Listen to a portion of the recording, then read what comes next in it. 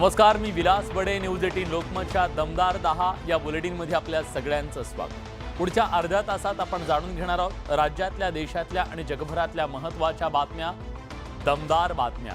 पण सुरुवातीला headlines. Headlines प्रायोजक राजयोग पेंट्स, खुशियां आपकी, रंग हमारे.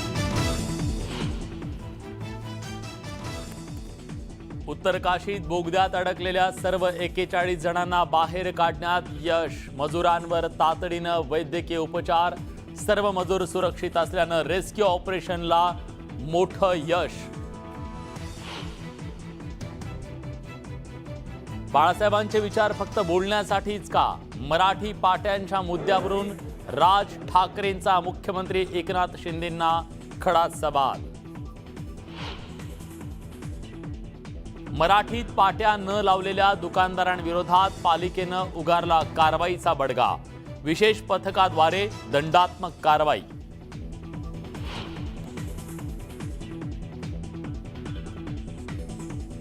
विधानसभा अध्यक्षांनी सरकारची वकिली करू नये. संजय राऊतांचा राहुल नार्वेकरांवर हल्लाबोल.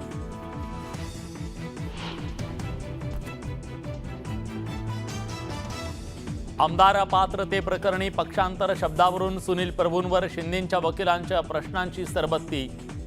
मीडिया रिपोर्टच्या आधारावर व्हीप बजावल्याचा आरोप प्रभूंनी फेटाळला.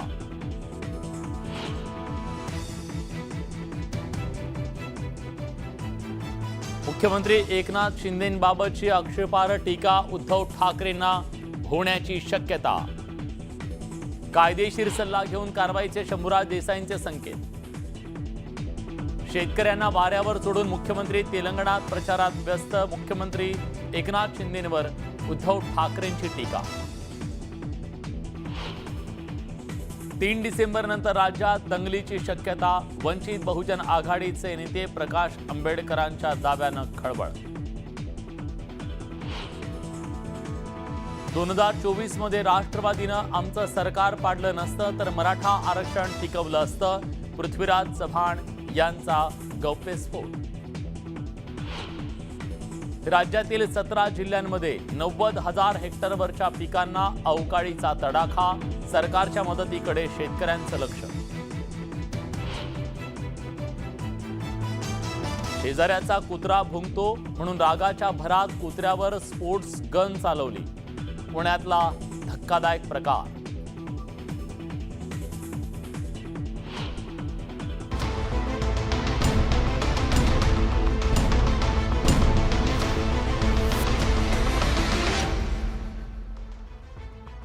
उत्तर काशीतल्या बोगद्यात अडकलेल्या मजुरांची तब्बल 17 दिवसानंतर यशस्वीपणे सुटका करण्यात यंत्रणांना यश आलंय.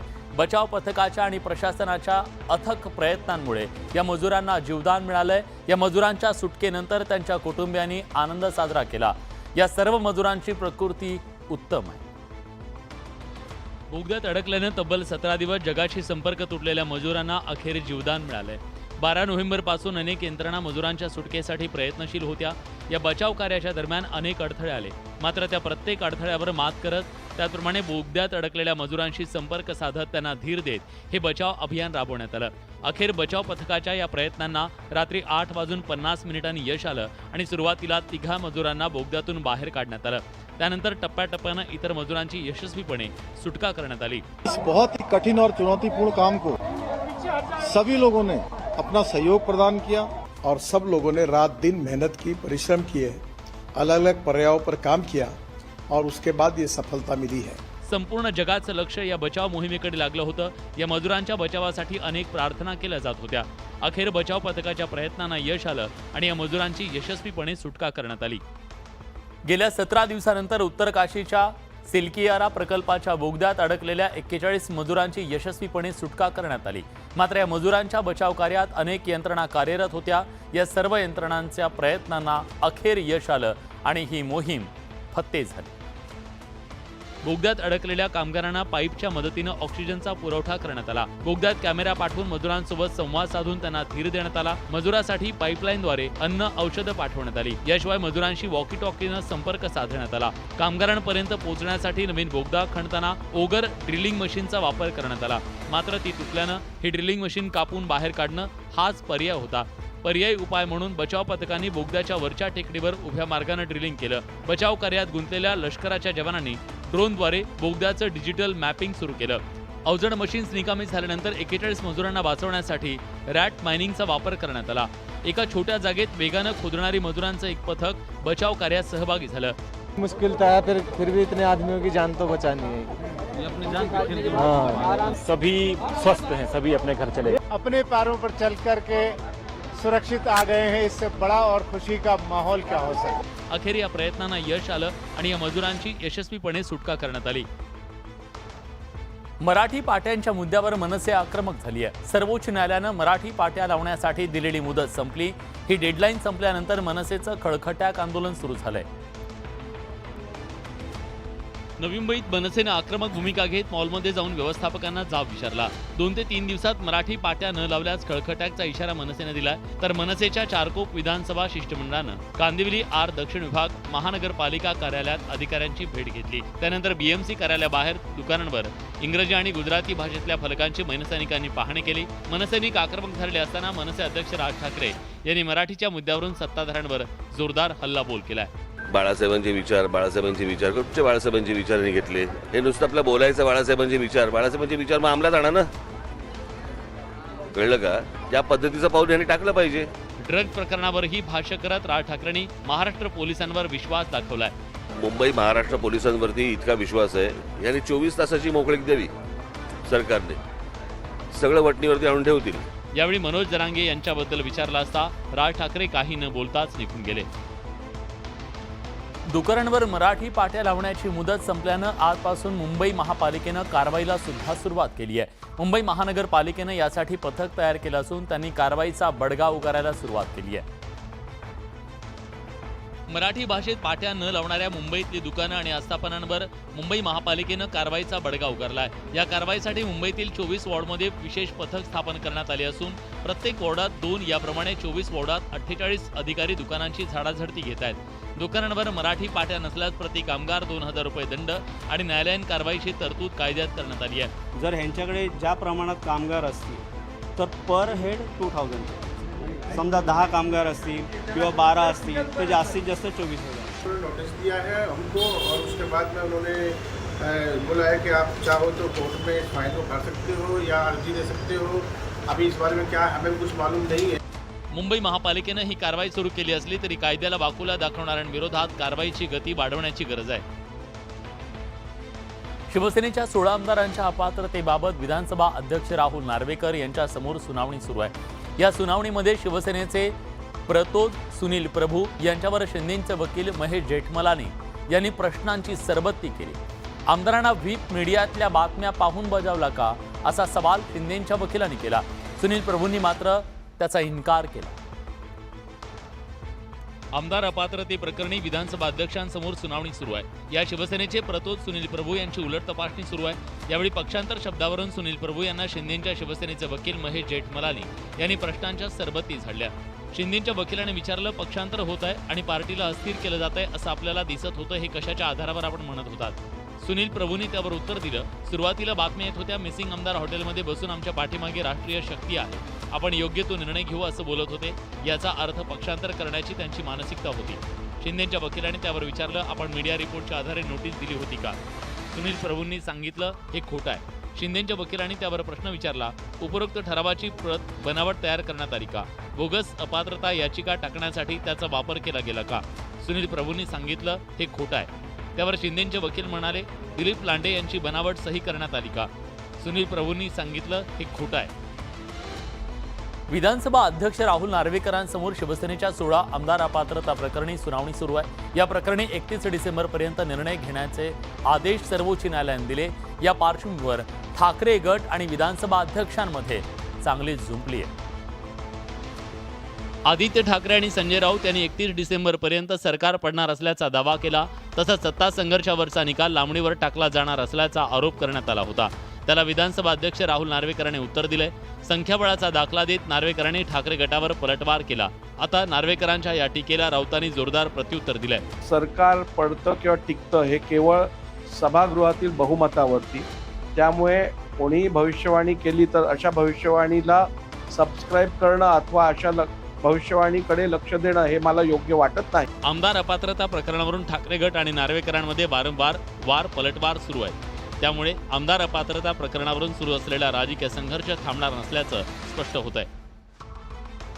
माजी मुख्यमंत्री उद्धव ठाकरे यांनी पुन्हा एकदा राज्य सरकारवर निशाणा साधलाय. अवकाळी आणि गारपिटीमुळे झालेल्या नुकसानीच्या मुद्द्यावरून ठाकरेंनी राज्य सरकारवर तोफ डागली. यावेळी ठाकरेंच्या निशाण्यावर मुख्यमंत्री एकनाथ शिंदे. मुख्यमंत्री एकनाथ शिंदे तेलंगणा दौऱ्यावर होते. या ठिकाणी मुख्यमंत्री एकनाथ शिंदेंनी भाजपच्या उमेदवाराचा प्रचार केला. हा मुद्दा उचलून धरत ठाकरेंनी शिंदेंवर हल्लाबोल केला. शेतकऱ्यांची वाताहत झाली आहे अशी परिस्थिती असताना आपलं राज्य सोडून दुसऱ्या राज्यात कसे जातात असं म्हणत ठाकरेंनी शिंदेंना लक्ष केलं. यावेळी ठाकरेंनी टीका करताना वापरलेल्या एका शब्दावरून वातावरण तापलंय. जो माणूस स्वतःच्या घराची काळजी न करता बेपर्वाईने दुसऱ्या पक्षाच्या प्रचारासाठी दुसऱ्या राज्यात जातो असा माणूस राज्याचा कारभार करायला नालायक आहे. कायदे तज्ज्ञांचा, वरिष्ठ पोलीस अधिकाऱ्यांचा याच्या बाबतीतची मी चर्चा करून या बाबतीत योग्य निर्णय किंवा कारवाई करण्याच्या बाबतीत आम्ही विचार करत आहोत. त्यांना काय कारवाई करायच्या, तुमच्यात किती दम आहे, तुमच्यात किती ताकद आहे दाखवून द्या.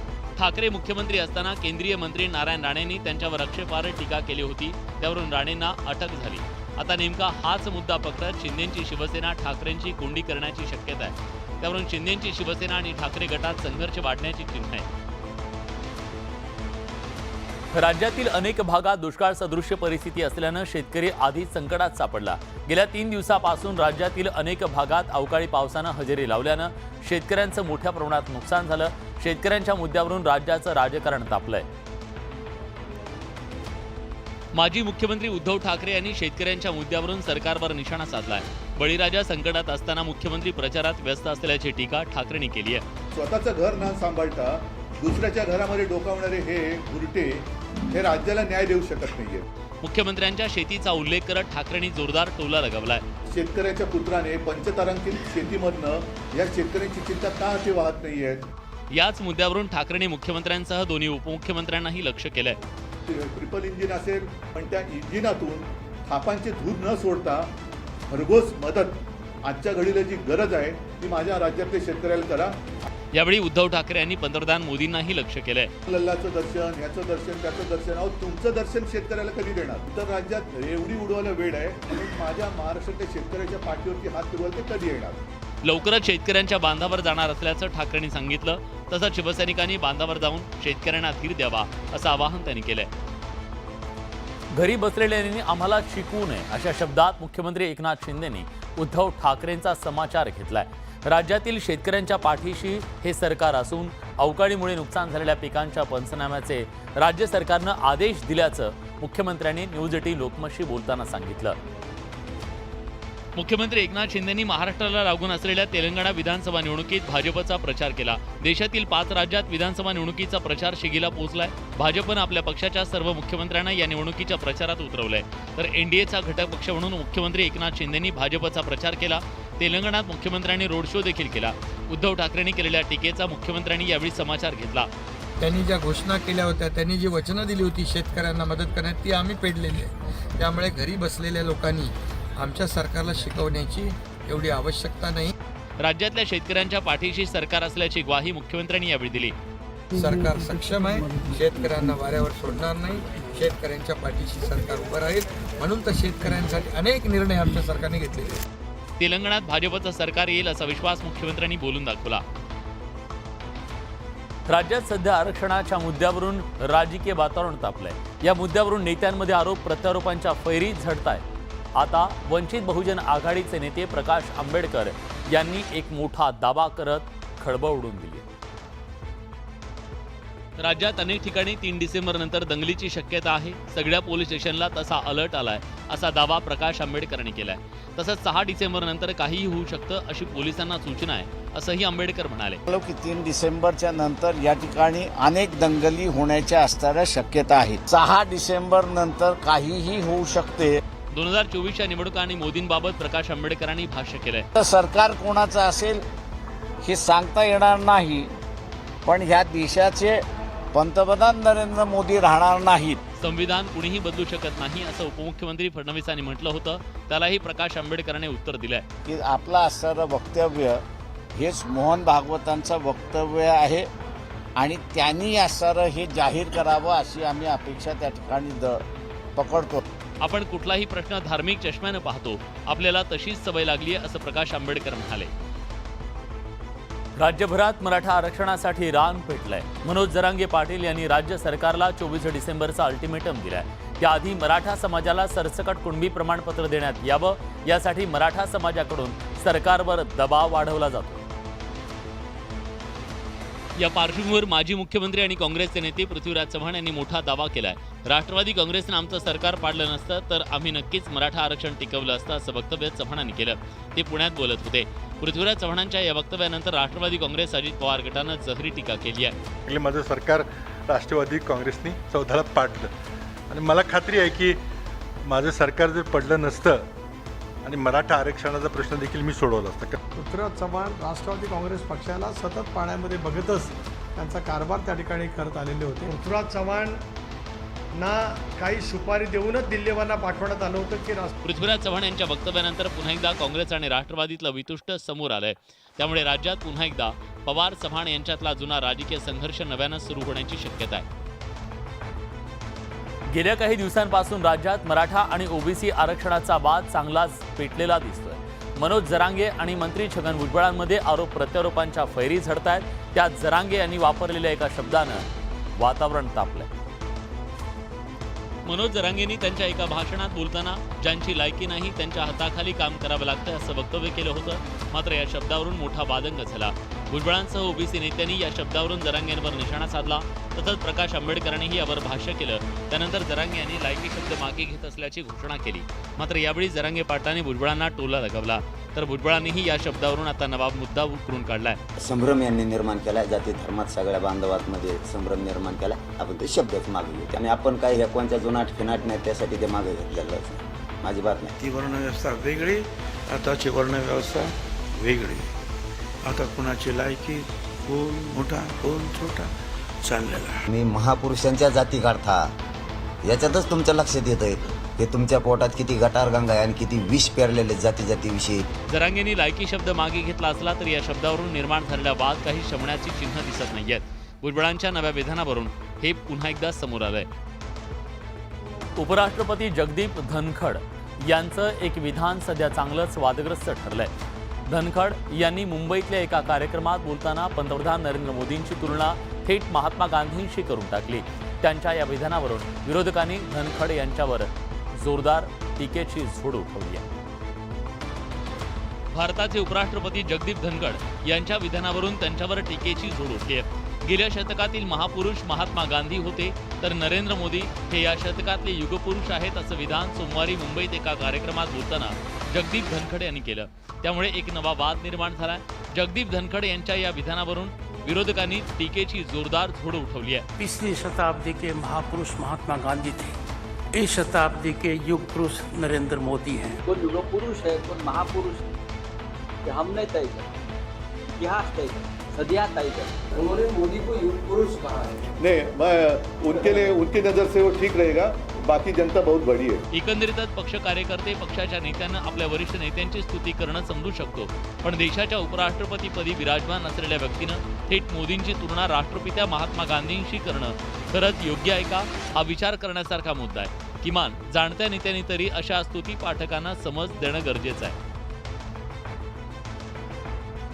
गेल्या महिन्याभरापासून देशातील 5 राज्यांच्या निवडणुकांची जोरदार चर्चा पाहायला मिळते. लोकसभेची सेमीफायनल म्हणून या निवडणुकांकडे पाहिलं जात आहे. त्यामुळे या निवडणुकीत कोण बाजी मारणार याची उत्सुकता राजकीय पक्षांसह देशातल्या जनतेला आहे. या 5ही राज्यातल्या निवडणुकांची मतमोजणी 3 डिसेंबरला होणार आहे. मात्र मतमोजणीच्या 6 दिवस आधीच एका केंद्रावर मतपेट्या उघडल्याचा धक्कादायक प्रकार समोर आला आहे. मध्य प्रदेशमधल्या बालाघाट जिल्ह्यात स्थानिक तहसील कार्यालयातल्या स्ट्रॉंग रूम उघडल्याचा प्रकार समोर आला. मध्य प्रदेश काँग्रेसकडून या प्रकाराचा व्हिडिओ पोस्ट करण्यात आलाय. या व्हिडिओमध्ये काही लोक खाली बसून पोस्टल मतांची पाकिटं हाताळत असल्याचं दिसतंय. शिवाय दुसरीकडे पाकिटांचे गठ्ठे करून एक कापडी पिशवीत भरले जात आहेत. काही लोक या सगळ्या प्रकाराचं व्हिडिओ शूटिंग करत असल्याचं पाहायला मिळतंय. आप ये कैसे कर रहे हैं आज? नहीं, ये तो विधानसभा वाला रख रहे हैं ना. नहीं, ये पैकेट खोलना ही नहीं था, ये खोलना ही नहीं था ये. उमेदवारांना कल्पना न देता स्ट्रॉंग रूम उघडून मतपेट्या उघडण्यात आल्याचा आरोप काँग्रेसनं ट्विटरवर केलाय.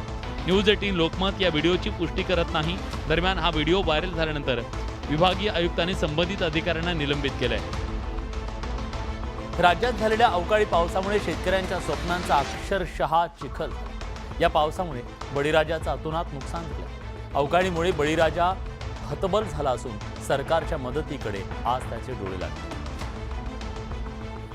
राज्यात झालेल्या अवकाळी पावसानं शेतकऱ्यांचं अतोनात नुकसान झालंय. जळगाव जिल्ह्यातल्या भुसावळ तालुक्यात पिकांसह फळबागांना अवकाळीचा तडाखा बसला. वादळी वाऱ्यासह झालेल्या अवकाळी पावसानं लिंबाच्या बागांचं मोठं नुकसान झालं असून या बागेत लिंबांचा सडा पाहायला मिळाला. या नुकसानीमुळे बळीराजाचं कंबरडं मोडलंय. दादा, आमचा आज रोजी तोंडाशी आलेला घास संपूर्ण निसर्गाने हिरावून घेतलेला आहे. तरी आमच्याकडे लवकरात लवकर तातडीनं पंचनामे व्हावे. धुळे जिल्ह्यात अवकाळी पावसानं वेचणीला आलेला कापूस ओला झाला. कापूस भिजल्यानं तो आता कवडीमोल किमतीत शेतकऱ्यांना विकावा लागणार आहे. दरम्यान राज्याच्या अनेक भागात आजही अवकाळी पावसाच्या सरी बरसल्या. अचानक आलेल्या या पावसानं सांगलीकरांची दैना उडाली, तर ढगाळ वातावरण आणि पडणाऱ्या अवकाळी पावसानं छाटणी झालेल्या द्राक्ष बागांवर मोठा परिणाम झाला असून रोगांचा प्रादुर्भाव होण्याची भीती व्यक्त होतीये. अकोला जिल्ह्यात झालेल्या पावसानं कपाशी, तूर, कांद्याचं मोठ्या प्रमाणात नुकसान होण्याची शक्यता आहे. राज्यात अवकाळी पाऊस आणि गारपिटीनं शेतकऱ्यांचं प्रचंड नुकसान झालंय. हातातोंडाशी आलेलं पीक पावसानं उद्ध्वस्त झालं. त्यामुळे शेतकऱ्यांना सरकारकडून आज मदतीची अपेक्षा आहे. राज्यातल्या 17 जिल्ह्यांना अवकाळी पावसाचा मोठा तडाखा बसला. जवळपास 90,000 हेक्टरवरच्या पिकांना अवकाळी पाऊस आणि गारपिटीचा तडाखा बसला. यात बुलढाणा आणि नाशिक जिल्ह्यात अवकाळी पावसानं सर्वाधिक नुकसान झालं. बुलढाण्यात 7 तालुक्यात 34,000 हेक्टर, नाशिकच्या 13 तालुक्यात 30,000 हेक्टरच्या पिकांना फटका बसला. अहमदनगरमध्ये 15,000 हेक्टरवरच्या पिकांचं नुकसान झालं. धुळ्यात 4,500 हेक्टर, पुण्यात 3,500 हेक्टर आणि नंदुरबारमध्ये 2,000 हेक्टरवरच्या पिकांचं नुकसान झालंय. या पार्श्वभूमीवर मदत आणि पुनर्वसन मंत्री अनिल पाटील यांनी नाशिकच्या निफाडमध्ये नुकसानीची पाहणी केली. जी वस्तुस्थिती बघितली, मग कांदा असेल, मका असेल, त्याच्याबरोबर टमाटा असेल आणि सर्वात मोठं नुकसान जर का असेल ते द्राक्षाचं झालेलं आहे. बळीराजा आधी संकटात आहे. त्यात अवकाळी आणि गारपिटीनं शेतकऱ्यांचं मोठं नुकसान झालंय. आता सरकार शेतकऱ्यांना मदतीचा हात देणार का हे पाहणं महत्त्वाचं आहे. सोयाबीन आणि कापूस उत्पादक शेतकऱ्यांच्या समस्यांकडे लक्ष वेधत या पिकांना योग्य भाव मिळावा यासाठी शेतकरी नेते रविकांत तुपकर यांनी आंदोलन सुरू केलंय. यावरून मंत्रालयाचा ताबा घेण्याचा इशारा त्यांनी दिलाय. यासाठी ते बुलढाण्यातून मुंबईकडे रवाना झाले. सोयाबीन आणि कापूस उत्पादक शेतकऱ्यांसाठी रविकांत तुपकर यांनी आक्रमक पवित्रा घेतलाय. बुलढाणा जिल्ह्यात सुमुठाणा गावात 4 दिवस अन्नत्याग आंदोलन सुरू केलंय. त्यानंतर मुंबईत जाऊन मंत्रालयाचा ताबा घेण्यासाठी ते शेकडो शेतकऱ्यांसह मुंबईच्या दिशेनं रवाना झाले. तुपकर यांच्या या आंदोलनाला मनोज जरांगे पाटील यांनी पाठिंबा दिलाय. रविकांत तुपकर यांना राज्य सरकारनं चर्चेसाठी निमंत्रण दिलंय. उद्या उपमुख्यमंत्र्यांसोबत त्यांची बैठक होणार आहे. सोयाबीन कापूस उत्पादकांना सरकारने जर का गृहीत धरायचा प्रयत्न केला तर मग मात्र उद्या मुंबईला मंत्रालय ताब्यात घेतल्याशिवाय आम्ही थांबणार नाही. या निर्धारानं आम्ही मुंबईमध्ये दाखल होतो आहोत. शेवटी माणूस येते पण बिचारे शेतकऱ्यांसाठी लढतेत. शेतकऱ्यांचा प्रश्न मार्गी लागला पाहिजे, त्यासाठी त्यांचं उपोषण सुरू आहे. केलंय त्यांनी तब्येतीची काळजी घ्यावी. सरकारसोबत होणाऱ्या चर्चेत सोयाबीन आणि कापूस उत्पादक शेतकऱ्यांबाबत सकारात्मक निर्णय न झाल्यास आंदोलन तीव्र करू असा इशारा तुपकरांनी दिला. पुण्यात सध्या पाळीव प्राण्यांच्या संदर्भात अनेक तक्रारी समोर येत आहेत. काही दिवसांपूर्वी एका कुत्र्याला मारहाण करून विष देऊन ठार मारल्याची धक्कादायक घटना समोर आली होती. आता पुन्हा एकदा पुण्यात कुत्र्यावर स्पोर्ट्स गनमधून गोळीबार झाल्याची घटना समोर आली आहे. शेजाऱ्याचा कुत्रा सारखा भुंकतो आणि त्रास देतो असं म्हणत हा गोळीबार करण्यात आला. पुण्यातील हडपसर पोलीस स्टेशन हद्दीतल्या इनकेव लोकमंगल सोसायटी मांजरी बुद्रुक इथं ही घटना घडली.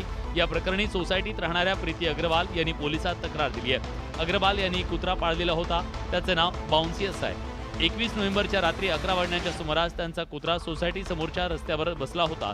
यावेळी आरोपीनं त्याच्याकडे असलेल्या स्पोर्ट्स गननं गोळीबार केला. यात हा कुत्रा गंभीर जखमी झाला. अग्रवाल यांच्या तक्रारीवरून गोळीबार करणाऱ्या अली रियाज थावेर याच्यावर गुन्हा दाखल करण्यात आलाय. तर या होत्या दिवसभरातल्या सर्व महत्त्वाच्या बातम्या, दमदार बातम्या. दमदार 10 या बुलेटिनमध्ये आपण इथेच थांबतोय. ताज्या घडामोडींसाठी बघत रहा न्यूज 18 लोकमत.